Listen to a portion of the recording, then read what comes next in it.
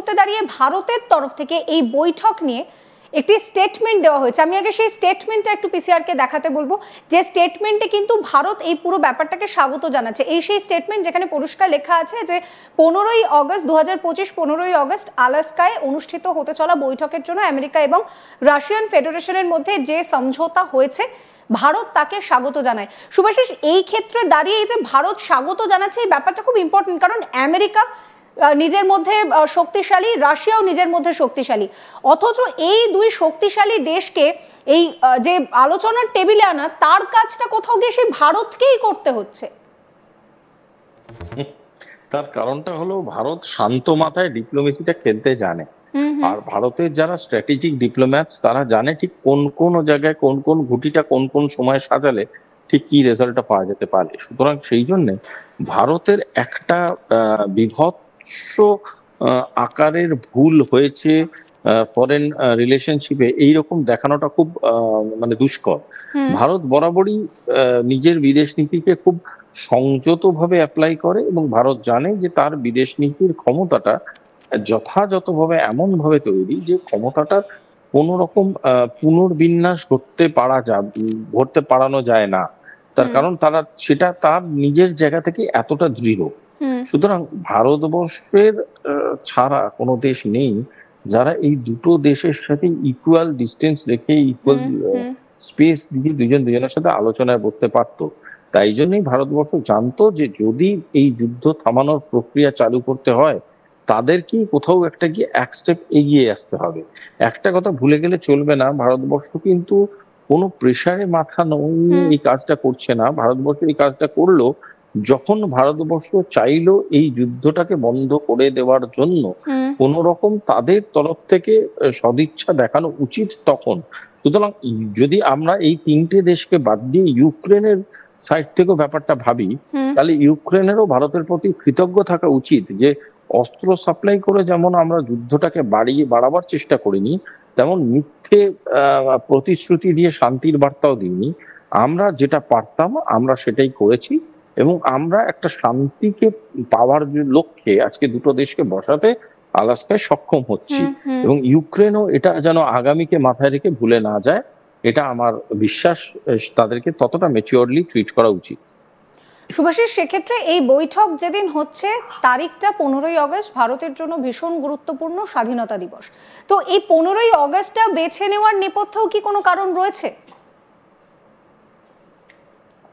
দেখো, আমার না একটু মানে কি বলবো, একটু দুষ্টু বুদ্ধি মাঝে মাঝেই কাজ করে। আমি যা বলছি এটাকে অত সিরিয়াসলি নেওয়ার কিছু নেই। আমার কোথাও গিয়ে মনে হয় যে আমার ছোটবেলার একটা গল্প খুব মনে পড়ছে, যদি অনুরোধ মানে সম্মতি দাও তাহলে শেয়ার করি। সেটা হলো আমি আমার পুরনো এক বান্ধবীর বিয়েতে যেতে চাইনি এটা বলে যে আমার ওই দিন জন্মদিন, তো আমি জন্মদিনের পার্টিতে থাকবো বলে সেই বান্ধবীর বিয়েতে যাব না। সুতরাং হতেই পারতো আলাস্কার মিটিংটা ত্রিপাক্ষিক, সেটাকে অ্যাভয়েড করার জন্যই মিটিংটা যাতে দ্বিপাক্ষিক থাকে এবং ত্রিপাক্ষিক না হয়, কারণ আমার উপস্থিতিটাকে যাতে কোনোভাবে অপ্রয়োজনীয় মনে না হয় যে আমি ইচ্ছাকৃত গেলাম না। তার জন্য I have a considerable justification যে ওটা আমার ইন্ডিপেন্ডেন্স ডে। তার জন্যই হয়তো ভারত একটু দূর থেকেই বললো তোরা ভালো থাক, সুখে থাক, একসাথে থাক, আমি এখান থেকে আমার জন্মদিনটা পালন করি করে ভারতবর্ষ এখানে রয়ে গেল আর ভারতবর্ষ গেল না। তবে এটা খুব কূটনৈতিক ভাবে খুব ইম্পর্টেন্ট একটা স্টেপ। তার কারণটা হলো যে আমার মনে হয় দুটো পাওয়ার এক জায়গায় বসে কথা বলে একটা সলিউশনে আসাটাই মোর ইম্পর্টেন্ট দেন তিনজনের প্রেজেন্সে to scatter the idea of this kind of cooperative diplomacy. তো এই স্ক্যাটারটা হওয়াটা আগে যদি দুজনে বসে আগে নিজেদের মধ্যে সলিউশনে আসলো, ত্রিপাক্ষিক বৈঠক যে কোনো সময় হতেই পারে। এবং এটা ধরা যেতেই পারে যে যখন রাশিয়া বসবে আমেরিকার সাথে, তখন আমেরিকার তরফ থেকে না হোক আর রাশিয়ার তরফ থেকে virtually India's presence will be there. Virtually মানে ডিজিটালি ভাববেন না, আমি বলতে চাইছি থ্রু ইন্টেলেকচুয়াল প্রপার্টি, মানে কিছু ডকুমেন্টেশন বা কিছু ধরনের নথি বা কিছু ধরনের স্ট্র্যাটেজির মাধ্যমে হয়তো মস্কোর কাছে এমন কিছু থাকবে যেটা নিয়ে আমেরিকার সাথে নেগোশিয়েট করতে তারা আরো বেশি সদিচ্ছা প্রকাশ করবে। একেবারেই শুভাশিস, আপনাকে একটু আমার সঙ্গে রাখবো। এই মুহূর্তে দাঁড়িয়ে এই আলাস্কার যে বৈঠক, সেই বৈঠক ভীষণভাবে গুরুত্বপূর্ণ। তার কারণ এই দুই শক্তিধর দেশকে কিন্তু সেই আলোচনার টেবিলে ভারতকেই আনতে হচ্ছে, অর্থাৎ কোথাও গিয়ে ভারত প্রত্যক্ষভাবে এই বৈঠকে না থাকলেও পরোক্ষভাবে ভারত থাকছে। এখানে দাঁড়িয়ে আপনাদের নিশ্চয়ই মনে আছে যে অজিত ডোভাল তিনি যখন পুতিনের সঙ্গে কথা বললেন, তারপর ডোভাল জানালেন যে পুতিন ভারতে আসবেন। আর সেক্ষেত্রে দাঁড়িয়ে পুতিনের ভারতে আসা, এই ব্যাপারটাকে কি কোথাও গিয়ে ভয় পেয়েছেন ডোনাল্ড ট্রাম্প? আর তাই তড়িঘড়ি এই বৈঠক করে এই সমস্ত বিষয়টাকে সলভ করার একটা চেষ্টা চলছে। অজিত ডোভাল তিনি পুতিনের সঙ্গে বৈঠক করলেন এবং তারপরে তিনি যেই জানালেন যে পুতিন ভারতে আসবেন, তারপরেই ডোনাল্ড ট্রাম্প তড়িঘড়ি এই বিষয়টা জানাচ্ছেন। তো সেক্ষেত্রে দাঁড়িয়ে কোথাও কি মোদির 56 ইঞ্চির ছাতিকে ডোনাল্ড ট্রাম্প বাবাজি একটু ভয় পেয়ে গেলেন? ভারতের তরফ থেকে বলা যেতে পারে প্রয়াত ইরফান খানের একটি বিখ্যাত ডায়লগ, সেটা হলো মোহব্বত হে ইসলিয়ে জানে দিয়া জিদ হতি তো বাহো মে। তো পয়েন্টটা হচ্ছে যে যেহেতু রাশিয়া আমাদের খুব কাছে, তার জন্য আমরা জানি যে Russia representation in with USA is going to be very effective, মানে খুবই ইম্পর্টেন্ট হবে দুজনের মধ্যে দ্বিপাক্ষিক আলোচনাটা, এবং সেখানে ভারত না থেকেও থাকবে। ভারতের সমপরিমাণ প্রেজেন্স তাদের মনে থাকবে, তাদের ডকুমেন্টেশন থাকবে, যেটা আমি আগের প্রশ্নের উত্তরে বললাম।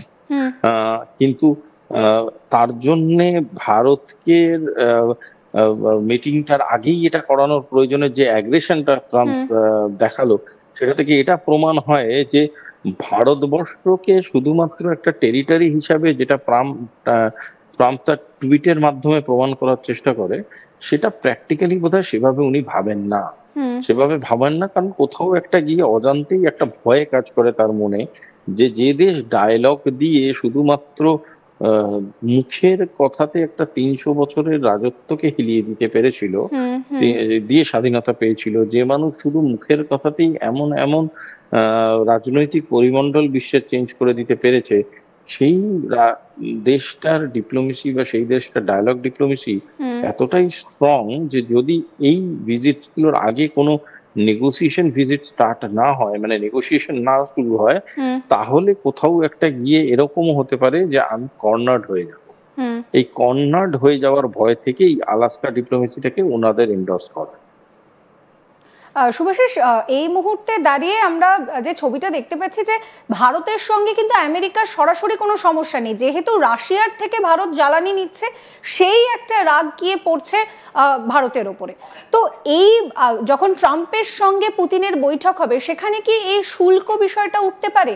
এবং যদি সেই শুল্ক বিষয়টা ওঠে, তাহলে কি কোথাও গিয়ে সেই শুল্ক ভারতের উপরে যেটা চাপানো হচ্ছে, সেইখানে একটা নেগোসিয়েশন হতে পারে? অবভিয়াসলি হতে পারে।